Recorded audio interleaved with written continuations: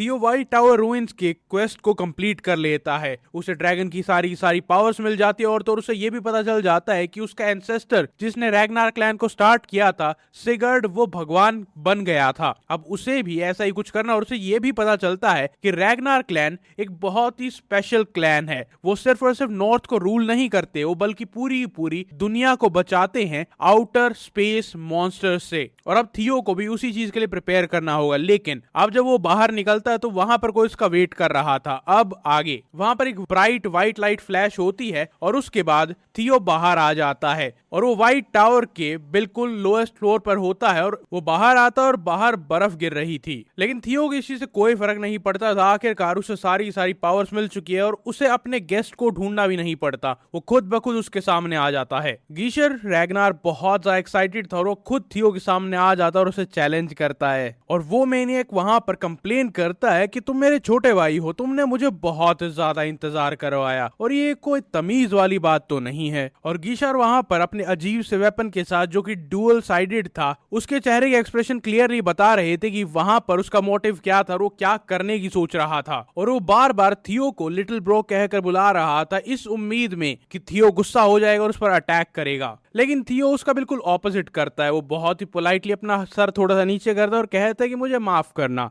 मैंने अनइंटेंशनली सही लेकिन तुम्हारी डिसरिस्पेक्ट की है, मुझे तुम्हें वेट नहीं करवाना चाहिए था। और गीशार अब भी वही टफ गाय एक्ट कर रहा था और कहता है कि दुनिया में ऐसे बहुत ही कम लोग हैं, गिने चुने लोग हैं जो मेरा चेहरा देखकर मेरा नाम बता सकते हैं, वरना मेरे चेहरे देखने वाले लोग जिंदा नहीं रहते। और थियो ने भी उसे रिकॉग्नाइज नहीं किया होता अगर वो एक बार उसे अपनी पास्ट लाइफ में ना मिला होता तो। इन्फ्लुएंशियल एयर कैंडिडेट्स के मैच में उसने एक बार इसे देखा था और वहां पर ये एब्सोल्यूट मॉन्स्टर था। उस टाइम पर मतलब प्रीवियस लाइफ में थियो एक स्पाई की तरह काम कर रहा था और जब ये अरीना में गया था उस सब की आंखें वहीं पर थी। और उस दिन सबको पता चला था कि सारे के सारे एयर कैंडिडेट्स एक जैसे नहीं होते हैं, क्योंकि पास्ट लाइफ में गीशार बहुत ज्यादा खुश था ये सुनकर कि एक और नया एयर कैंडिडेट आया है और वो और कोई नहीं बल्कि एक्सियोन रैग्नार था, जिसे इस लाइफ में थियो ने मार दिया था। लेकिन जब वो वहां पर जाता है तो ये अपना हथियार भी नहीं निकालता, ये एक्सियोन रैग्नार को बस ऐसे ही हरा देता है और सब लोग उसे ह्यूमिलिएट होते हुए देखते हैं। लेकिन हिस्ट्री काफी ज्यादा चेंज हो चुकी है। अब एक्सियोन मर चुका है और यहाँ पर थियो है और वो कोई ना तो बच्चा है ना ही किसी का लिटिल ब्रो है। लेकिन थियो अब भी वही अपना हैप्पी स्माइल वाला फेस दिखाता है और उसे और चिढ़ाने की कोशिश करता है कि तू चाहे कुछ भी बोल ले, मैं रिएक्ट करूंगा ही नहीं। यहाँ तक कि थियो से ये भी कहता है कि बहुत बहुत शुक्रिया कि तुम इतनी दूर तक एक रिमोट रीजन में यहाँ पर आए हो, वो भी मुझे बचाने के लिए। और गीशार बस हैरान रह जाता है कि तेरा दिमाग वहीं टावर में रह गया है क्या, तुझे ऐसा क्यों लगता है कि मैं तुझे बचाने के लिए आया हूं। और उसके बाद वहां पर गीशार रैग्नार बहुत जोर जोर से हंसने लग जाता है कि तुझे यही नहीं पता कि दुनिया काम कैसे करती है। और वो सोचता है कि सेकंड ईयर कैंडिडेट थॉरकिल रैग्नार को हराना बहुत मुश्किल था, लेकिन इस गधे को हराना तो बहुत आसान होगा। और अचानक से गीशार वहां से गायब हो जाता और थियो के पीछे आ जाता। उसकी स्पीड और ब्लेड कंट्रोल इमेंस था और उसकी रियल इंटेंशंस इससे ज्यादा क्लियर नहीं हो सकती हैं। और जब उसका ब्लेड थियो की गर्दन के पास आता है, थियो उसे डॉज करता है और कहता है कि तुम्हें मेरी जैकेट मिली थी। और ये सुनकर गीशार रैग्नार हैरान हो जाता है और फिर थियो बताता है कि मुझे पता था कि तुम वो जैकेट उठाओगे और किसी न किसी को जरूर बताओगे। और मुझे जहां तक लगता है कि रैग्नार क्लैन के 9 ड्रैगन्स में से बहुत सारे लोग यहाँ पर आते ही होंगे, क्योंकि थियो को पहले से ही पता था कि ट्रॉयवन क्लैन को ये तो पता चल जाएगा कि मैं यहाँ पर आया हूँ और वो यहाँ पर अपने 9 सर्विटर्स में से सबसे स्ट्रॉन्गेस्ट को यहाँ पर भेजेंगे। तो मैं निकल तो पाऊंगा नहीं, क्योंकि मैं अकेला तो उन सबको नहीं हरा सकता। इसीलिए उसने जानबूझकर अपनी यूनिफॉर्म वहां पर छोड़ी थी और तो और अपने लीडर डीमन ड्रैगन को कहा था कि उनका साथ देना, ताकि अब जब 9 ड्रैगन्स यहाँ पर आएंगे तो ट्रॉयवन क्लैन से लड़ेंगे, ना कि मुझसे। गीशार को उस टाइम पर भी शक हुआ था कि उसकी यूनिफॉर्म वहां पर कुछ ज्यादा ही कन्वीनियंटली मिल गई थी। हालांकि उसकी बहन ये बात नहीं समझ पाई थी और वो इस चीज में फंस गई थी, लेकिन तब भी गीशार को गुस्सा आता है कि तुमने हमें यूज किया है। अब गीशार बार बार थियो पर अटैक करता रहता है, उसे ब्लॉक करता है, यहाँ वहां चिंगारियां उठती हैं और गीशार फ्रस्ट्रेट हो जाता है क्योंकि वो एक भी अटैक लैंड नहीं कर पा रहा था।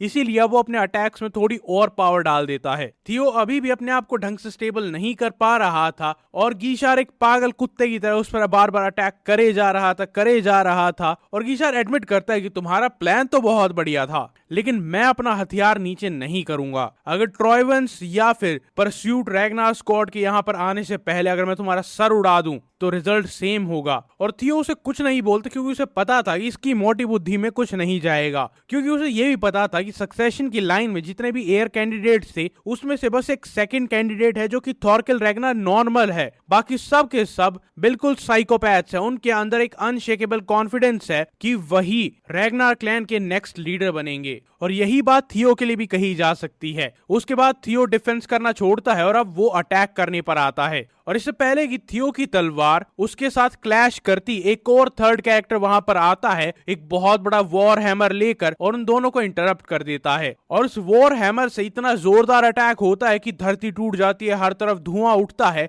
लेकिन थियो और गिशार दोनों ही उस अटैक को अवॉइड कर लेते और दूर चले जाते हैं। यहां तक कि उस साइकोपैथ को भी ये रियलाइज हो जाता है कि इस टाइम पर अपने भाई से लड़ने का टाइम नहीं है, कोई और बहुत ज्यादा स्ट्रॉन्ग इंसान यहाँ पर आ चुका है। और स्वाय कहते हैं कि अरे यार तुम लोग हट गए, मैं एक ही अटैक में दोनों को खत्म करना चाहता था। और अब थियो और गीशार दोनों ही अपने आप को फाइट के लिए तैयार करते हैं क्योंकि यहाँ पर बिग शॉट्स आ चुके हैं। ये हैं उनकी जिंदगी के असली विलेंस, ट्रॉयवन क्लैन, और ये उसके 9 सर्वेटर्स में से टॉप 3 है। और ड्रे जो कि नंबर 3 होती है वो थियो की तारीफ करती है कि जैसे ही तुम्हें पता चला था कि हम यहाँ पर आ चुके हैं तुमने अपना गार्ड अप कर लिया था। और तो वो ये भी कहते हैं कि तुम्हें शायद पता चल गया होगा कि हम डेलिबरेटली अटैक नहीं कर रहे थे, हम वेट कर रहे थे। और इसी वजह से गीशार और थियो दोनों ही अपनी फुल पावर से एक दूसरे पर अटैक नहीं कर रहे थे। और ये बात जो ट्रॉयवन क्लैन से टॉप 3 आते हैं उनकी ईगो पर बात लग जाती है कि तुम आपस में फाइट नहीं कर रहे थे इस उम्मीद में कि तुम हमसे लड़ोगे और तुम्हें ये लग रहा है कि तुम हमें हरा सकते हो। और ये ट्रॉयवन के सर्विटर्स यहाँ पर आए भी इसीलिए थे क्योंकि उन्हें यहाँ पर एक चैलेंज मिल सकेगा। लेकिन अब जब यहाँ पर 2 एयर कैंडिडेट्स आ चुके हैं तो उन्हें लड़ने में बहुत मजा आएगा और वो एक्साइटेड थे। अब इन 9 सर्विटर्स को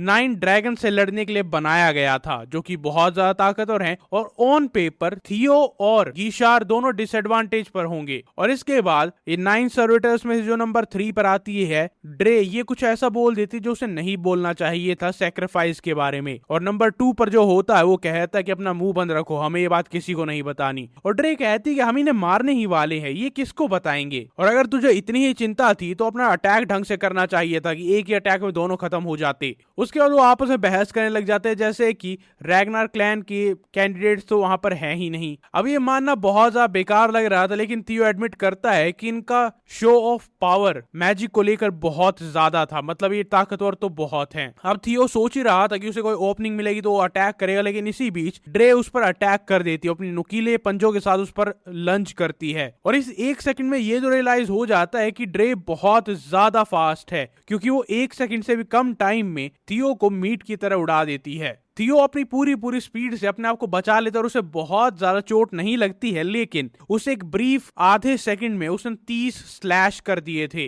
और तो इन 30 में से जो आखिरी अटैक था वो बहुत ज्यादा क्लोज आ गया था उसकी गर्दन उड़ाने के। और ड्रे इंप्रेस्ड होती है कि तुमने मेरे ओपनिंग अटैक को बर्दाश्त कर लिया, क्योंकि वो सच में उसका सर उड़ाने की कोशिश कर रही थी। और ड्रे उसे कहती कि अरे तुम ही वो लड़के हो ना जिसे नोएल को हराया था, उस लूजर को कभी भी इतने इंपॉर्टेंट मिशन पर भेजना ही नहीं चाहिए था। अगर वो काम मुझे दिया गया होता तो चीजें बहुत अलग होती। और 9 सर्वेटर को एक फेलियर कहना, ये थियो को थोड़ा बुरा लगता है क्योंकि यार मैं उसके सामने स्ट्रगल कर रहा था, वो बहुत ताकतवर था। और ड्रे को ये समझ में भी आ जाता है कि उसके वर्ड्स अडोरेबल यंग मास्टर को बहुत ज्यादा हर्ट कर रहे हैं। और अब वो जंप करती और कहती है कि मैं तुम्हारे चेहरे को सही ही सलामत रखूंगी, उसे कुछ नहीं होगा। लेकिन थियो भी वहां पर चुप नहीं बैठता, उसके अग्रेशन को मैच करता है और अटैक करने के लिए जाता है। और वहीं दूसरी तरफ गीशार रैग्नार अपने बहुत सारे क्लोन बनाता है और एक साथ स्वाय पर अटैक करता है जो कि नंबर 2 होता है। और जैसे ही वो वहां पर पहुंचते सारे मिलकर एक कोऑर्डिनेटेड अटैक उस पर करते हैं, लेकिन वो वहां से बचकर निकल जाता है।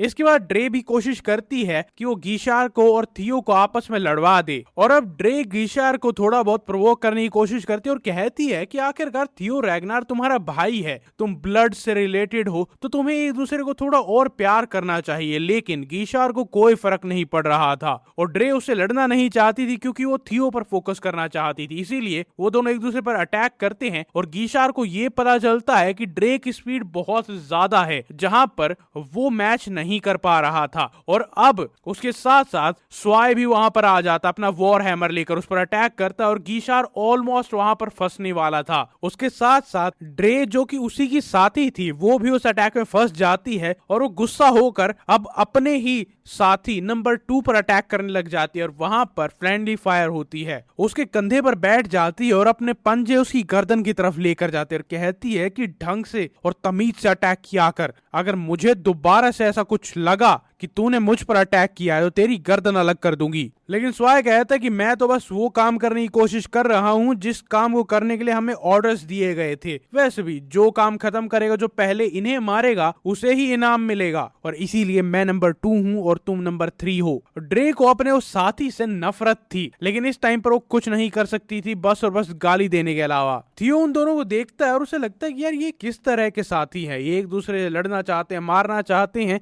इसे देखकर मुझे एक भाई की याद आ रही है जो थोड़ी देर पहले मुझे मारने वाला था। लेकिन लकीली उसका सारा का सारा गुस्सा अब थियो से शिफ्ट होकर उन दोनों पर चला गया था। गीशार अपनी एक स्पेशल टेक्निक का यूज करता है जिसका नाम होता है 1000 स्वॉर्ड्स इंक डैगर और इसी के साथ ड्रे उस वॉर हैमर को कहती है कि ध्यान से रहना, ये गुस्सा हो चुका है। अब पिछली बार नंबर 2 ने नंबर 3 को ऑलमोस्ट कुचल दिया था और अब नंबर 3 बदला लेती है। वो उसको वहीं पर पकड़ कर रखती है कि जो इंक डैगर उसके पास आए तो वहीं पर खड़ा रहे। और जैसे वो इंक डैगर वहां पर लैंड होते हैं, ड्रे जो कि वो थर्ड सर्वेटर होती है वो जंप करके थियो के पास आ जाते हैं कि इन दोनों को लड़ने और मरने दो, मैं तुम्हें देखती हूँ। और जब थियो से लड़ने की तैयारी कर रहा था तो वो उसकी हाई स्पीड को भी अकाउंट में लेता है और उस टाइम पर जब वो फाइट शुरू करते हो थियो को रियलाइज होता है किसी भी ब्रूट स्ट्रेंथ की कंपटीशन से ये स्पीड कहीं ज्यादा खतरनाक है। उसकी एक मिस्टेक, एक लैप्स ऑफ जजमेंट वो सारी चीजें तबाह कर सकती है क्योंकि वो आएगी और उसका सर उड़ा देगी। और थियो ऑफिशियली ये कह सकता है कि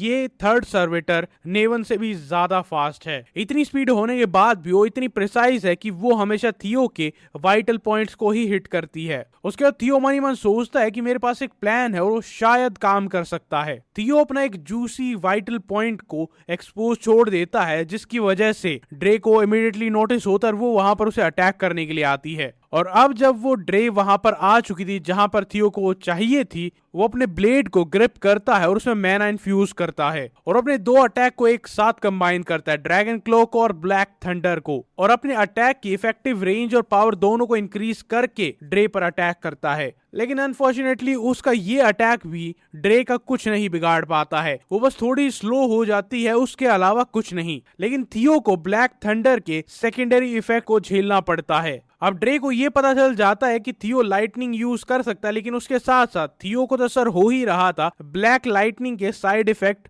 ड्रे को भी हो रहे थे। और जब थियो का लास्ट लाइटनिंग स्लैश वहां पर आता है तब ड्रे को रियलाइज होता है कि थियो क्या करने की कोशिश कर रहा था। वो ग्राउंड को काट रहा था ताकि मैं स्पीड से भाग ना पाऊं। ये एक लास्ट रिजॉर्ट मूव की तरह लग रहा था कि इसके बाद थियो के पास कुछ नहीं बचा है। लेकिन ड्रे सोचती है कि ये आइडिया अच्छा था लेकिन मुझ पर काम नहीं करेगा, क्योंकि मुझे कोई फर्क नहीं पड़ता ये ग्राउंड बिल्कुल प्लेन है या फिर अनइवन है, क्योंकि वो अपनी एजिलिटी से कहीं भी भाग सकती है और कुछ भी कर सकती है। और इस बार ड्रे यूज करती है उन सारे उबड़ खाबड़ पत्थरों को ताकि वो अपने अटैक्स को और ज्यादा अनप्रेडिक्टेबल बना सके और उन्हीं पत्थरों से अपनी स्पीड को और इंक्रीज करती है। और इस टाइम पर जो नंबर 1 सर्वेटर था वो ये सारी चीजों को नोट कर रहा था और दोनों को ही स्कोर्स असाइन कर रहा था। वो सोचता है कि ड्रे एक इनकम्प्लीट प्रोजेक्ट थी लेकिन उसमें काबिलियत बहुत सारी है और इसके अंदर ब्लैक ड्रैगन की 30% कैपेसिटी है और वो वहां पर इस सारी चीज को एक साइंटिफिक स्टडी की तरह देख रहा था। और ये नंबर 1 सर्वेटर इस चीज से ज्यादा हैरान था कि थियो ने एक बहुत ही ब्रीफ मोमेंट के लिए ड्रे की स्पीड को मैच कर लिया था और उसे पीछे हटने पर मजबूर कर दिया था। इसके बाद वो कुछ और भी नोटिस करता है और सोचता है कि यंग लॉर्ड थियो रैग्नार के पास एक और चीज है। और वहां पर दूसरी तरफ ड्रे अभी भी यहाँ से वहां जंप कर रही थी ताकि वो स्पीड से दोबारा थियो पर वैसा ही अटैक कर सके। लेकिन थियो बहुत ज्यादा पेशेंट था और वो उस धुएं में वेट करता है कि कब ये थकेगी, कब ये रुकेगी। और वहां पर ड्रे कहती कि एक औरत को वेट कराना बहुत बुरी बात होती है, इसीलिए अब थियो सामने आता है और उसके साथ वहां पर नेबुलोंग आता है जो कि उसकी ड्रैगनाइजेशन की एक इमेज थी और वो ड्रे को हवा में ही चबाने की कोशिश करता है, लेकिन बदकिस्मती से ड्रे बच जाती है। और अब थियो सामने आता है और उसने ड्रैगनाइजेशन को ऑन कर लिया था जो कि उसकी नई पावर है। अब एड ट्रॉयवन ने पहले ही उन सबको वार्न किया था कि ऐसा हो सकता है कि थियो ड्रैगनाइजेशन का यूज करे। और ड्रे नीचे आने के बाद कहती तुम्हें क्या लगा तुम मुझे हवा में ही खत्म कर पाओगे, तुम्हारी कोशिश तो अच्छी थी लेकिन नहीं।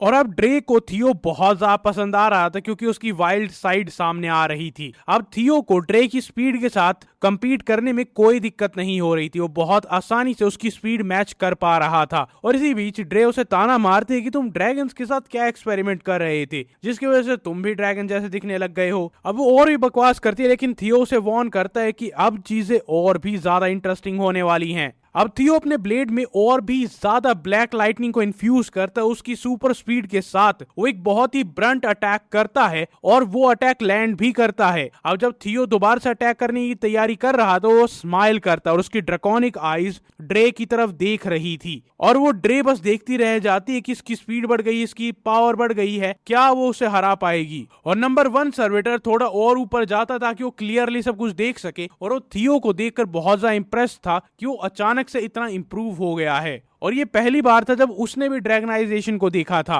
पहले जो कि स्पीड मैच नहीं कर पा रहा था वो उससे स्पीड मैच कर पा रहा है और तो और उससे ज्यादा स्पीड से अटैक कर पा रहा है। उसने थियो को देखा था कि वो पहले स्ट्रगल कर रहा था, फिर कंपीट कर रहा था और अब उसे क्लियरली हरा रहा है। और वो एडमिट करता है कि इस टाइम पर थियो 9 सर्वेटर्स की नॉर्मल फॉर्म से ज्यादा ताकतवर होगा और इस टाइम पर वो एक बहुत ही डेंजरस स्लोप पर है जहां पर अगर वो थियो को ग्रो होने देते हैं तो वो 9 सर्वेटर्स को हरा सकता है। और एक बार जब उसका पहला अटैक लैंड हो जाता है तो थियो और ज्यादा बोल्ड हो जाता है, वो अपनी तलवार लेता है और उसके हाथ में घुसा देता है। और ड्रे फाइनली अपना मुंह बंद रखती है क्योंकि उसे पता चल चुका था कि अगर यहाँ पर मैं मजाक करती रहूंगी तो मेरी जान जा सकती है। और वो सोचती है कि इससे पहले चीजें और ज्यादा खराब हो जाएं, वो अपने ब्लेड्स को चार्ज करती और कहती मैं एक ही बार में तुम्हें खत्म कर दूंगी। अगर ड्रे के पिछले अटैक्स को लाइट स्क्रैच कह सकते हैं तो ये एक बजूका थी। और इसी टाइम पर दूसरी जगह गीशार ये प्रूव कर रहा था कि उसे एयर कैंडिडेट ऐसे ही नहीं बनाया गया था, वो उस मसल हेड के साथ कंपीट कर रहा था, वो भी प्योर स्किल के साथ। वो अपनी बॉडी को रिस्क कर रहा था हर एक फाइट के साथ, हर एक अटैक के साथ वो मैनाइकल स्माइल के साथ बस हंसे जा रहा था। लेकिन नंबर 1 सर्वेटर उस चीज को लेकर बहुत ज्यादा चिंता में नहीं था क्योंकि गीशार रैग्नार टैलेंटेड है लेकिन उसने गलत ओपोनेंट को चुना है क्योंकि स्वाय एक अलग ही लेवल पर है। वो गीशार की स्पीड को, उसके अटैक्स को बहुत ही क्लोजली मॉनिटर कर रहा था और जैसे ही वो एरोगेंट होकर उस पर अटैक करने के लिए आता है स्वे वहां से गायब हो जाता, अपना वॉर हैमर लेकर उस पर अटैक करता, वो भी पीछे से। यहाँ पर गीशार ने एक गलती कर दी थी कि उसने बुक को कवर से जज किया था और अब उसे पता चल रहा था कि ये दिखने में मोटा भारी भैंसा है लेकिन ये तेज भी बहुत ज्यादा है। और उसकी सुपर ह्यूमन स्पीड के साथ साथ उसे कॉम्प्लीमेंट करती थी उसकी सुपर ह्यूमन स्ट्रेंथ और उसके एक अटैक से वहां का पूरे ग्राउंड का नक्शा बदल जाता है। और इस टाइम पर नंबर 1 सर्वेटर नोट कर रहा था कि जो ओल्डर एयर कैंडिडेट है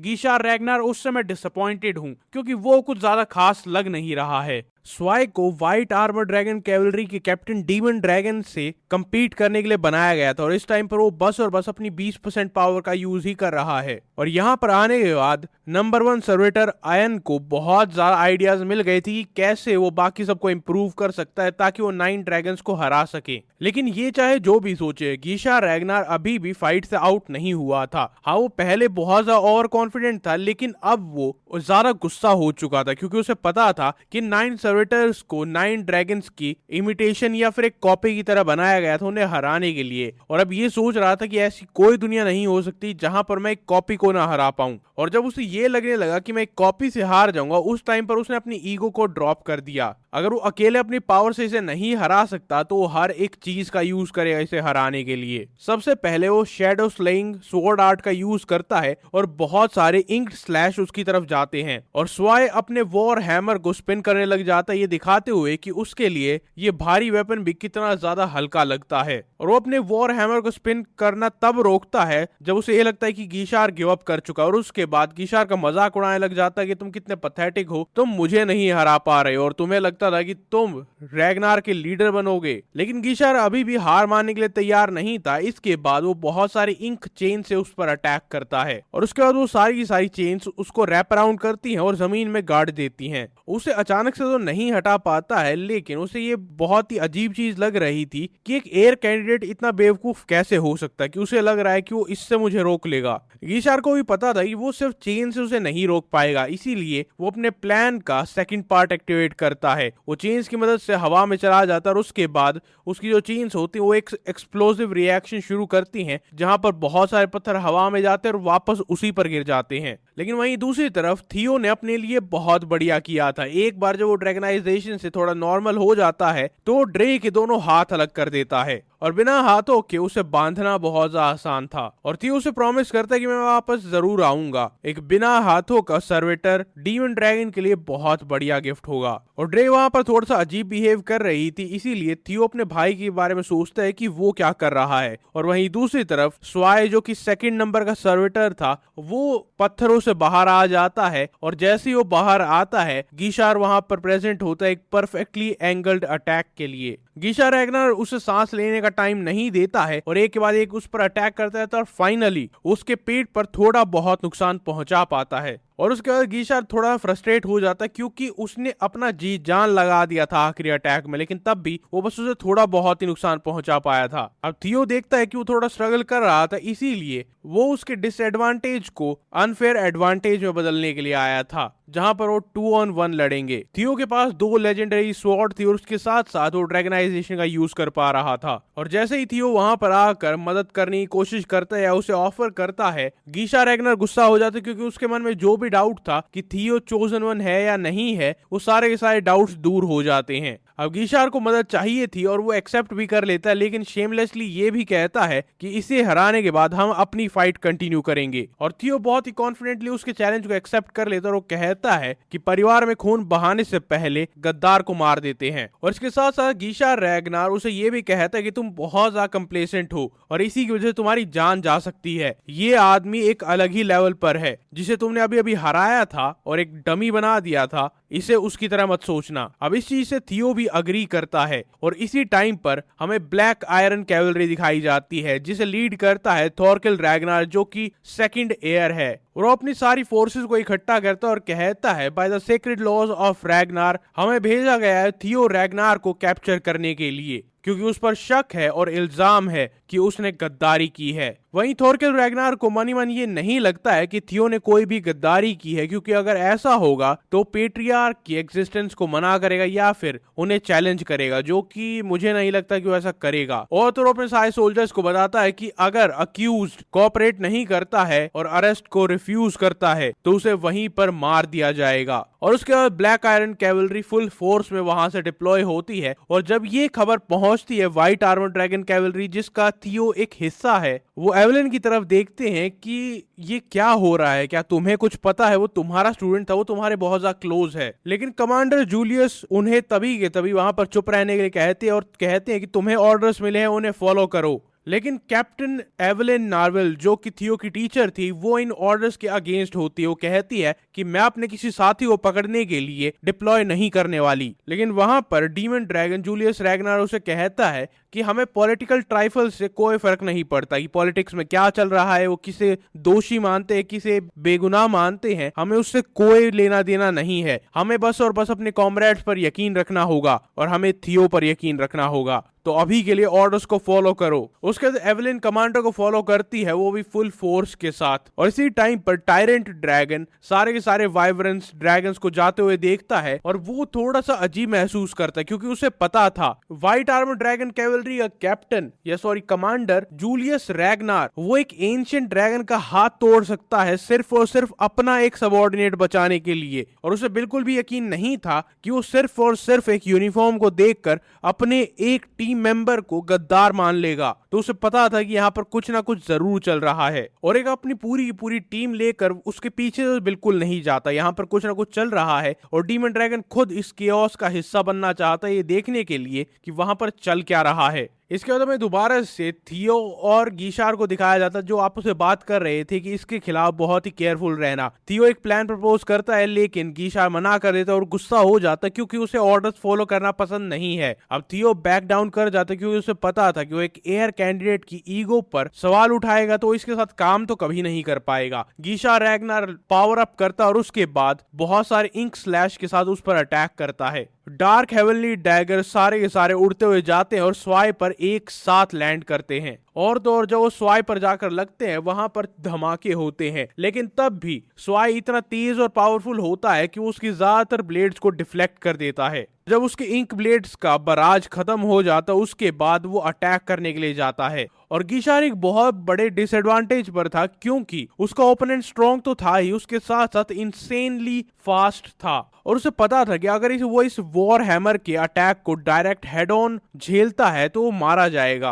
और गीशार के डिफेंस उसे यहीं तक लेकर आ सकते थे, वो हमेशा के लिए डिफ्लेक्ट नहीं कर सकता है। इसीलिए वो वेट करता है, एक मोमेंटरी स्टांस ओपनिंग का वेट करता है कि उसे एक ओपनिंग मिल जाए। तो स्वाई बकवास करने लग जाता है कि तुम रैग्नार कुछ नहीं हो और इसी टाइम पर थियो रैग्नार वहां पर बस खड़ा होकर देख रहा था कि आखिरकार ड्रे क्या कर रही है। लेकिन जब वो वहां पर देखता है वहां पर नंबर 1 सर्विटर आयन आ चुका था और वो अपनी नोटबुक में कुछ नोट कर रहा था और वो ड्रे को कहता है कि तुम्हारा 30% ब्लैक ड्रैगन की पावर ड्रैगनाइजेशन को हराने के लिए काफी नहीं है। अब 9 सर्विटर्स को बनाया गया था मॉडिफाइड ह्यूमन से, जिन्हें मेजर किया जाता है कि वो ब्लैक ड्रैगन की 20% 30% पावर को यूज कर सकते हैं। और थियो को ये 30-20% वाला कॉन्सेप्ट बहुत ज्यादा पैथेटिक लगता है कि तुम ढंग से अपने आप को बना भी नहीं पाए। ये सारी बातें सुनकर आयन को गुस्सा आता और वो एक इंजेक्शन लेकर ड्रे की गर्दन में डाल देता है। अब ड्रे वहां पर कोशिश करती है कि प्लीज मुझ पर रहम दिखाओ, मैं दोबारा लड़ूंगी, लेकिन बहुत देर हो चुकी होती है, उसकी बॉडी डिमॉर्फ होती है और फट जाती है और ये मैनाहोल बैकफ्लो की वजह से हुआ था। थियो ने ऐसा ही कुछ पहले भी देखा था और आयन बताता है कि इस सिरिंज में 40% ऑफ ब्लैक ड्रैगन की पावर थी। हमने पहले इन सारे के सारे वेसल्स को परफेक्ट कर लिया है, इसमें सिर्फ और सिर्फ एक ही कमी होती है कि जिस शरीर में इस पावर को डाला जा रहा है वो शरीर कितनी पावर को बर्दाश्त कर सकता है। और वो सोचता है कि थियो रैग्नार तुम मेरे रिसर्च के लिए परफेक्ट डमी रहोगे। और तो और वो वहां पर कहता है कि मैं तुम्हें रैग्नार क्लैन के पेट्रियार्क से भी ज्यादा स्ट्रॉन्ग बना सकता हूं। लेकिन उन दोनों की बातें इंटरप्ट हो जाती हैं जब बैकग्राउंड में चल रही फाइट एक कंक्लूजन पर पहुंचती है। वहां पर गीशार रैग्नार फाइनली उसके आउटर डिफेंस को तोड़ देता है और गीशार इस चीज को लेकर अपने आप पर प्राउड फील कर रहा था। और तभी आयन वहां पर आता है और अपनी उंगली को फ्लिक करते उसे कहता है खड़े हो जाओ और वहां पर नंबर 2 सर्विटर स्वाई एक ज़ॉम्बी की तरह खड़ा हो जाता है। और जब गीशार रैग्नार वहां पर डिस्ट्रैक्टेड था, आयन का ऑरा एक अलग से स्पीयर में बदलता है और उसके आर पार निकल जाता है। अब आयन का मेन मोटिव यहाँ पर आने का ये था कि उसे थियो को मारना था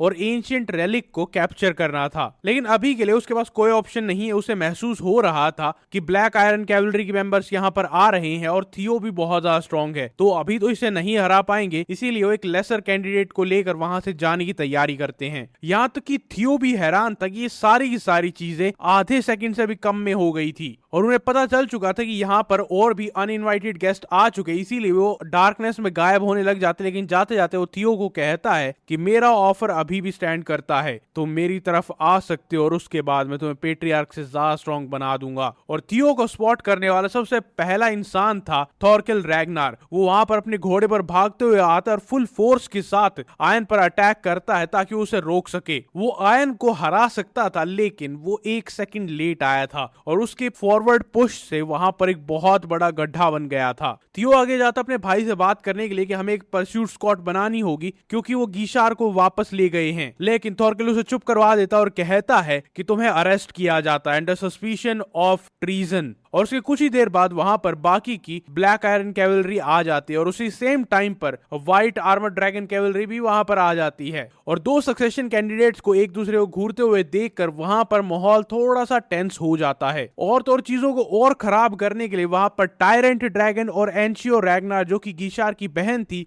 वो दोनों वहां पर आ चुके हैं। अब नेचुरली एनशियो जो कि उसकी बहन थी वो देखकर हैरान थी कि उसका भाई कहाँ पर है, वो कहीं दिखाई नहीं दे रहा है। और उसे लग रहा था कि 9 सर्विटर्स के बीच में आने की वजह से यहाँ पर चीजें थोड़ी सी कॉम्प्लिकेटेड हो गई होंगी, लेकिन उसे अभी भी अंदाजा नहीं था कि आखिरकार उसके भाई के साथ कितना बुरा हुआ है। और वो सोचती है कि वर्स्ट के सिनेरियो में गिशार को उठा लिया गया होगा, लेकिन ये सुनने के बाद भी कि उसका एक स्टूडेंट गायब है और उसे एनिमी क्लैन ने कैप्चर कर लिया है, टायरेंट ड्रैगन को कोई फर्क नहीं पड़ रहा था, बल्कि वो खुश था क्योंकि वो गिशार की एब्सेंस को यूज करेगा थियो को गद्दार साबित करने के लिए। और तभी वहां पर टायरेंट ड्रैगन आता है और कहता है कि चलते हुए वॉर में इंसाफ करने का सिर्फ एक ही तरीका होता है, वो होता है इमीडिएट एक्सिक्यूशन। तो कहता है कि मैं अपनी साइड को एक्सप्लेन करना चाहूंगा, लेकिन अभी भी और प्रेसिंग मैटर्स है और इंपॉर्टेंट मैटर्स हैं। यहाँ पर एक एयर कैंडिडेट मेरा भाई गिशार रैग्नार को किसी ने उठा लिया है। इस टाइम पर टायरेंट ड्रैगन उसे इग्नोर करने की कोशिश करता है और सोचता है कि मैं इसे खुद मार देता हूँ, लेकिन तभी वहां पर डीमन ड्रैगन जूलियस रैग्नार आ जाता है और कहता है कि शांत हो जाओ। वो कहता है कि मैं अपने सबऑर्डिनेट को ऐसे ही मरने नहीं दूंगा। पहले हमारे पास सबूत नहीं था, लेकिन अब हमारे पास सबूत है कि यहाँ पर 9 सर्वेटर्स आए थे और थियो उनसे लड़ रहा था, उनमें से एक वहां पर मरा हुआ है। लेकिन टायरेंट ड्रैगन तब भी इसी चीज को पुश कर रहा था कि नहीं, थियो को सजा मिलनी चाहिए। और तब डीमन ड्रैगन जूलियस रैग्नार वहां पर अपनी ताकत दिखाता और कहता है कि तुम ऐसा नहीं करोगे। और दूसरी तरफ टायरेंट ड्रैगन भी तैयार था, वो जूलियस से लड़ना चाहता था। और वहां पर जब वो एक दूसरे पर कूदने वाले थे अटैक करने के लिए, थियो उस टेंशन को ब्रेक करता और कहता है गिशार को हरा कर उसे कैप्चर कर लिया गया था, अगर हम अभी के अभी एक परस्यूट स्क्वाड बनाते हैं तो हम उसे बचा पाएंगे। और जब सारे के सारे सोल्जर्स को ये पता चलता है कि एक सक्सेशन कैंडिडेट को उठा लिया गया है, तो सारे के सारे सोल्जर्स का फेवर जाता है थियो की तरफ कि थियो की बात माननी चाहिए। थियो एक्सेप्ट करता है कि मेरे ऊपर जो भी गद्दारी के चार्जेस लगे हैं मैं उसे एक प्रॉपर ट्रायल में एड्रेस करूंगा, और मेरे भाई को और तो और एक सक्सेशन कैंडिडेट को बचाना हमारी प्रायोरिटी होना चाहिए। इस टाइम पर एवेलिन भी यही सोचती है कि ये कितना भी कैसा भी इंसान हो सकता है, लेकिन हर चीज से पहले इसे अपने सबऑर्डिनेट की जान को रखना चाहिए। लेकिन वो गलत थी, क्योंकि यहाँ पर टायरेंट ड्रैगन कुछ नहीं सुनना चाहता था, उसे कोई फर्क नहीं पड़ रहा था कि उसका एक स्टूडेंट गायब है। और वो थियो को कहता है कि तुम अभी के अभी अगर अपने आप को प्रूव नहीं कर पाते हो तो मैं तुम्हें यहीं पर खत्म कर दूंगा। अब थियो के पास ज्यादा ऑप्शंस नहीं थे और ना ही ज्यादा टाइम था, इसीलिए वो इस बेवकूफ को प्रूव करने के लिए ड्रैगनाइजेशन का यूज करता है और अपनी ट्रांसफॉर्मेशन दिखाता है कि मैं एक असली कैंडिडेट हूँ, असली सक्सेसर, जो कि रैग्नार ब्लड की असली पावर को इनहेरिट कर चुका है। थियो कहता है कि तुम्हारा एक स्टूडेंट गायब है और उसके बाद भी तुम मुझे मारने के लिए आगे आ रहे हो। तुम्हें फैमिली हेड बनना है या फिर कुछ और? तुम आखिरकार क्या करने की कोशिश कर रहे हो? तुम किस चीज के लिए इतने भूखे हो? और थियो की पावर लेवल बढ़ती रहती है, बढ़ती रहती है, बढ़ती रहती है और सब लोग हैरान हो जाते हैं। और इस टाइम पर सारी की सारी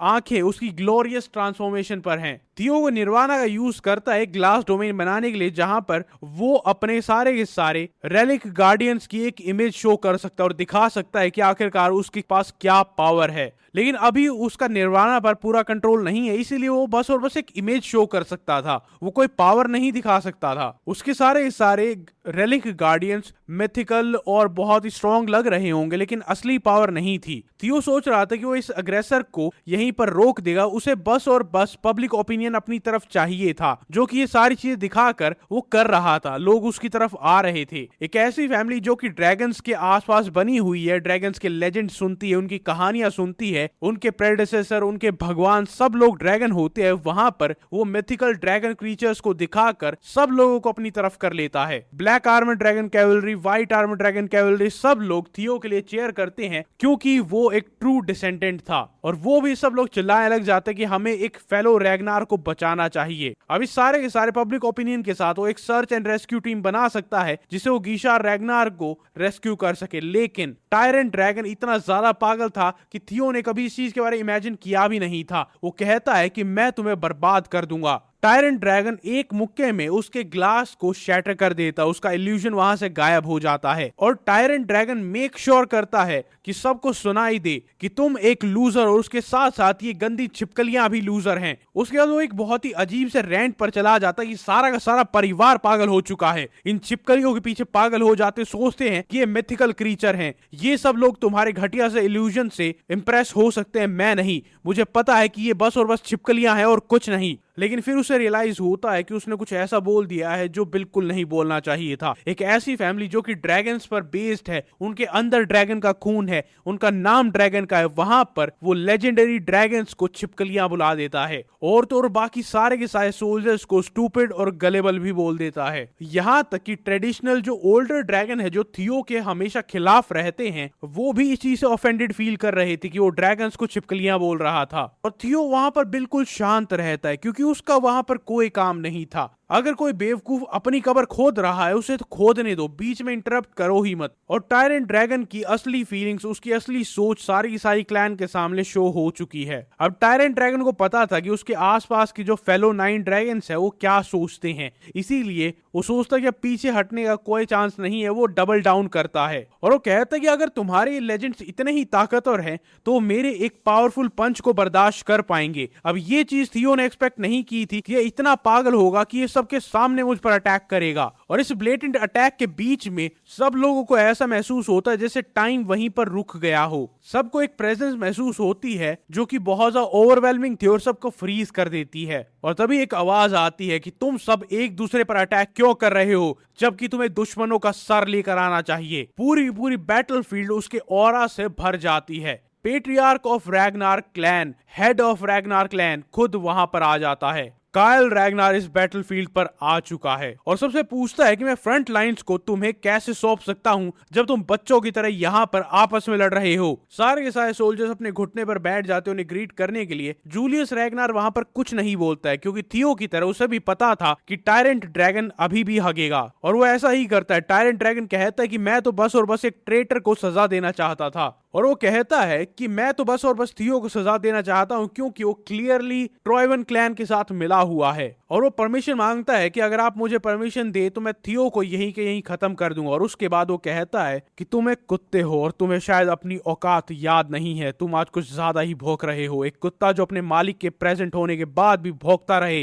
वो मरना डिजर्व करता है। कायल रैग्नार अपना प्रेशर ओजा इंक्रीज करता है जिससे टायरेंट ड्रैगन को रियलाइज होता है कि वो क्या क्या गलत कर रहा है। उसके बाद वो वहां पर एक स्टेटस रिपोर्ट मांगता है और थॉरकिल रैग्नार ही एक ऐसा इंसान था जो वहां पर बोल पा रहा था। थॉरकिल रैग्नार बताता है कि फोर्थ सक्सेसर गीशा रैग्नार को उठा लिया गया है और तो वो इंजर्ड भी है, तो हमें एक परस्यूट स्क्वाड बनानी चाहिए और उसे बचाना चाहिए, ना कि यहाँ पर बैठकर छोटी मोटी पॉलिटिक्स की बात करनी चाहिए। लेकिन वहां पर कायल रैग्नार उसे एक बात याद दिलाता है कि आयरन क्लैड रूल है रैग्नार का कि यहाँ पर पावरफुल सर्वाइव करते हैं और वीक मारे जाते हैं। थॉरकिल रैग्नार आर्ग्यू करता है कि अगर हम अपने ही लोगों को ऐसे मरने के लिए छोड़ देंगे तो हम अपने आप को क्लैन कहें वो फायदा ही क्या है। लेकिन क्लैन हेड उन्हें दोबारा से रिमाइंड करता है कि हम यहाँ पर हैप्पी फैमिली खेलने के लिए नहीं आए हैं। और इसी के साथ साथ थियो भी ऐड करता है कि हम फेमिलियल टाइज की वजह से या फिर प्यार की वजह से ये नहीं कह रहे हैं। अगर हम गीशा रैग्नार को नहीं बचाते हैं तो हम सिर्फ और सिर्फ एक सिंगल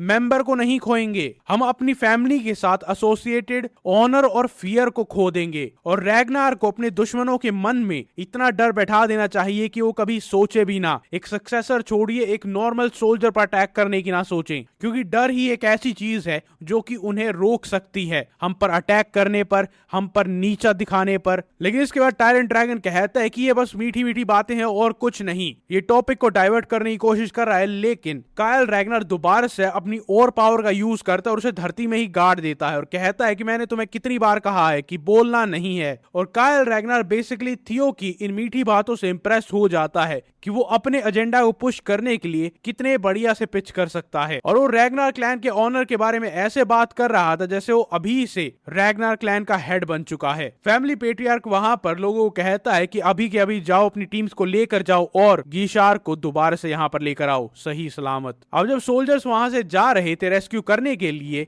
कायल रैग्नार थियो को कहता है कि तुम थोड़ी देर के लिए यहीं पर रुक जाओ, मुझे तुमसे कुछ बात करनी है। अब जाते वक्त थॉरकिल रैग्नार ये देखता है कि उसके फादर थियो को फेवर कर रहे थे और उसके मन में थोड़ा सा अजीब होता है, लेकिन उसके बाद वो अपनी टीम को ज्वाइन कर लेता है। और इसी टाइम पर फर्स्ट सर्विटर जो कि गीशार को लेकर गया था, एड ट्रॉयवन ने उसका गला पकड़ रखा था कि मैंने तुझे क्या कहा था, मुझे थियो रैग्नार की बॉडी चाहिए और उसके साथ साथ एंशिएंट ड्रैगन रेलिक चाहिए। तू दोनों में से कुछ नहीं लेकर आया, उसके साथ साथ तू एक रैग्नार को लेकर आया लेकिन एक इंफीरियर रैग्नार को। और आयन कहता है कि वहां पर रैगनार की फोर्सेस आ गई थी, इसीलिए मैं कुछ नहीं कर पाया। लेकिन असली बात तो ये थी कि वो थियो जैसे एक इंटरेस्टिंग सब्जेक्ट को इतनी जल्दी नहीं मारना चाहता था। और उसके बाद एड ट्रॉयवन उसे जमीन में फेंक देता और कहता है कि अब हम क्या करेंगे। मैड एम्परर ड्रैगन को रिवाइव करने के लिए एंशिएंट रेलिक की जरूरत है, उसके बिना करना बहुत ज्यादा मुश्किल है। और वहां पर जो प्रीस्ट होता है वो कहता है कि हम ड्रैगन स्वॉर्ड का यूज कर सकते हैं एक ऑल्टरनेटिव के लिए।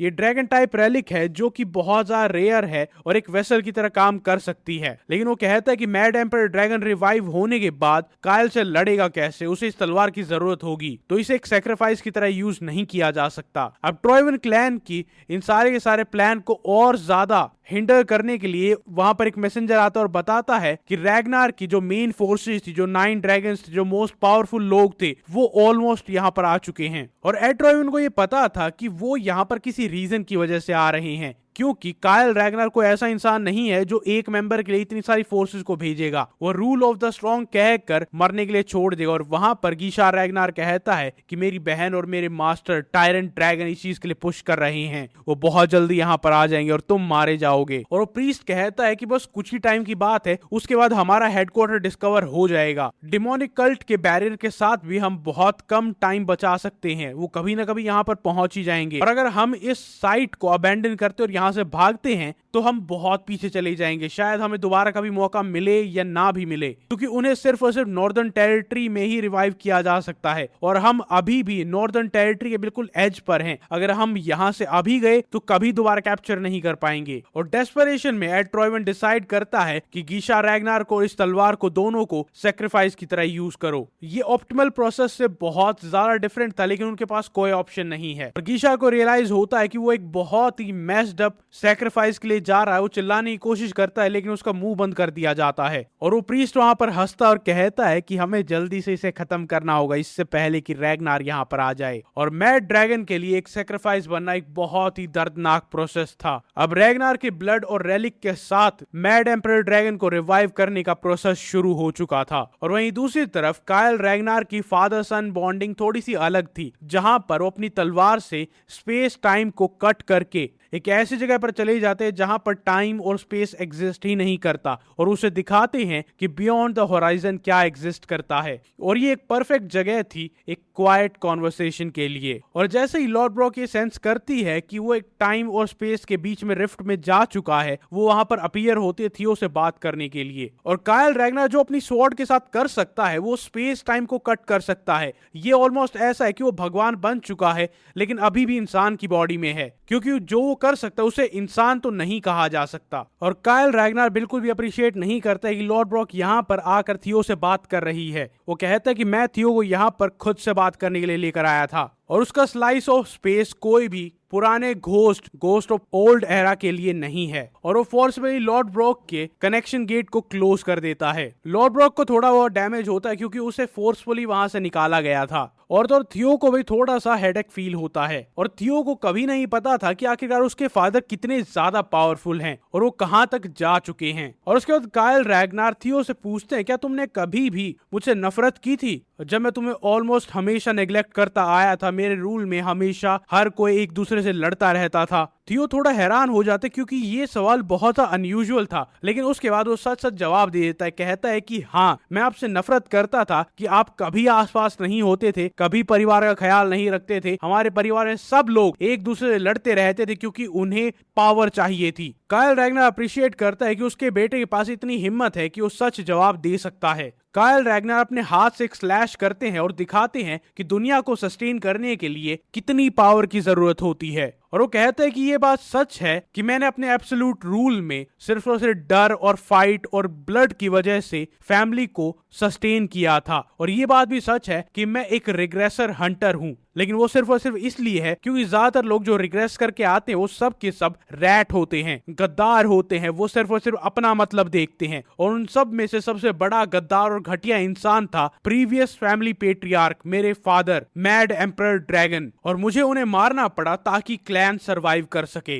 मेरे हाथों पर अपनों का खून लगा हुआ है ताकि मैं दुनिया को बचा सकूं, एक बिगर पिक्चर को कैप्चर कर सकूं। और अपनी इसी स्टेबिलिटी की भूख की वजह से मैं एक इंसान से बहुत ज्यादा ताकतवर बन चुका हूं। और उसके फादर की बैक पर एक ब्रिलियंट स्ट्रक्चर फॉर्म हो रहा था और थियो उसे रिकॉग्नाइज कर लेता है। आखिरी बार जब उसने इस स्ट्रक्चर को देखा था वो पैंथियन में था। और दूसरी बात ये थी कायल पार्शियली बाइंड है चेन्स ऑफ फेट से, जहां पर उसे बुलाया जा रहा है पैंथियन में। जैसे वो एक इंसान से ज्यादा स्ट्रॉन्ग बन गया था, पैंथियन ने उसे कॉल करना शुरू कर दिया था। चेन ऑफ फेट उसे तब से बुला रही है और इसी वजह से वो अपनी ज्यादातर पावर का यूज नहीं करता है, क्योंकि अगर वो अपनी पावर का यूज करता तो और स्ट्रॉन्ग बन जाएगा और जितना स्ट्रॉन्ग वो बनेगा उतनी ही स्ट्रॉन्ग उसकी कॉलिंग होगी। लेकिन उसे ये पता था कि अगर मैं यहां से चला जाऊंगा तो इस क्लैन को संभालने के लिए अभी तक कोई भी ढंग का वारिस नहीं आया है। यही रीजन था जिसकी वजह से मैंने डर को अपना प्राइमरी टूल बनाया था रूल करने के लिए, एक एब्सोल्यूट रूल के लिए। और इस टाइम पर कायल रैगनार एक इंसान से ज्यादा या तो एक भगवान है या फिर एक मॉन्स्टर है। और वो थियो को बस दिखाना चाहते थे कि जब तुम फैमिली हेड बनते हो तो तुम्हारे कंधे पर कितनी रिस्पॉन्सिबिलिटी होती है। उसके बाद थियो को समझ नहीं आता कि जिस रास्ते पर वो चल रहा है वो सही रास्ता भी है या नहीं है। लेकिन अपने फादर को बताने के लिए वो कुछ मोमेंट्स के लिए निर्वाणा का यूज करता और बताता है clan, the calling, the realm, सब कुछ मैं संभाल लूंगा जब मेरी बारी आएगी, क्योंकि मैं क्लैन हेड बनूंगा। और कायल को एक कॉन्फिडेंस बहुत ज्यादा पसंद आता है क्योंकि थियो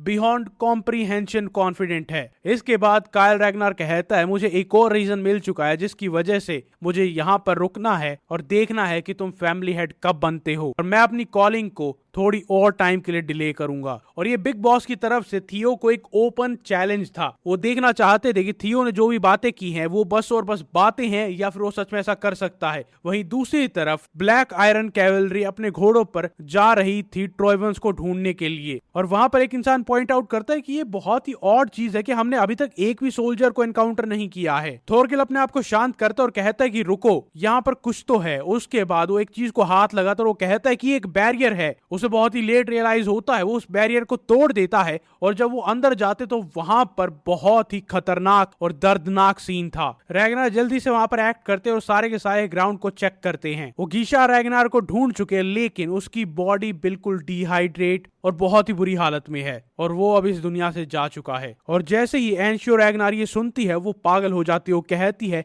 कि मेरे रास्ते मत आना, मैं सबको मार दूंगी, ऐसा नहीं हो सकता, मेरा भाई नहीं मर सकता। और ब्लैक स्नो इन्वेस्टिगेशन टीम उसे थोड़ा स्पेस देती है ताकि वो वहां पर दुख मना सके। एनशियो रैगनार बहुत ज्यादा अफेक्टेड थी क्योंकि उसका भाई मारा जा चुका था। और वहीं दूसरी तरफ थोरकिल सोच रहा था कि अगर मैंने इस जगह को पहले ढूंढ लिया होता तो शायद हम उसे बचा सकते थे। लेकिन लकीली वहां पर डीमन ड्रैगन जूलियस रैगनार था उसे सपोर्ट करने के लिए। उसके बाद वो वहां पर देखते कि यहाँ पर कोई ना कोई डिमोनिक सेरेमनी हुई थी जहां पर एनशियो रैगनार अपने भाई की मौत में रो रही थी। उसका मास्टर वहां पर बस सोच रहा था कि आखिरकार ट्रोयवन करना क्या चाहते थे। वहां पर गीशा रैगनार जिसके अंदर रैगनार ब्लड था और तो और वहां पर एक एंशिएंट रेलिक था जिससे क्लियर पिक्चर नजर आ रही थी कि आखिरकार ट्रोयवन करना क्या चाहता था। वो मैड एम्परर ड्रैगन को रिवाइव करना चाहता था। उन्होंने सब कुछ ये बस और बस उसी मकसद के लिए किया था। और इस टाइम पर थियो और कायल रैगनार दोनों ही उस rift of space and time से बाहर आते हैं और बाहर आते ही दोनों को सेंस होता है एक नई प्रेजेंस, एक डिमोनिक और एक बहुत ज्यादा क्रूअल प्रेजेंस जो कि एक ही इंसान की हो सकती है। कायल रैगनार दोबारा से जोक करने लग जाता है, मुझे लगता है कि मुझे अपने फादर का सर दोबारा से उड़ाना होगा। थियो को भी पता चल जाता है कि दुनिया में कुछ तो बदल गया है और इसीलिए कायल रैगनार उसे कहते हैं कि अब तुम्हें संभालना होगा, अपने वर्ड्स को प्रूफ करना होगा। जाते वक्त कायल रैगनार थियो को कहते हैं कि इस जिंदगी में चैलेंजेस हमेशा टाइम से पहले आते हैं। और उसके बाद सबको क्लियर हो जाता है कि ट्रोयवन क्लैन का असली मकसद क्या था। वो हमेशा से उसे वापस लाना चाहते थे। वो पहले से कंफर्म नहीं कर सकते थे लेकिन अब इस डिमोनिक रिचुअल से सब कुछ कंफर्म हो गया है।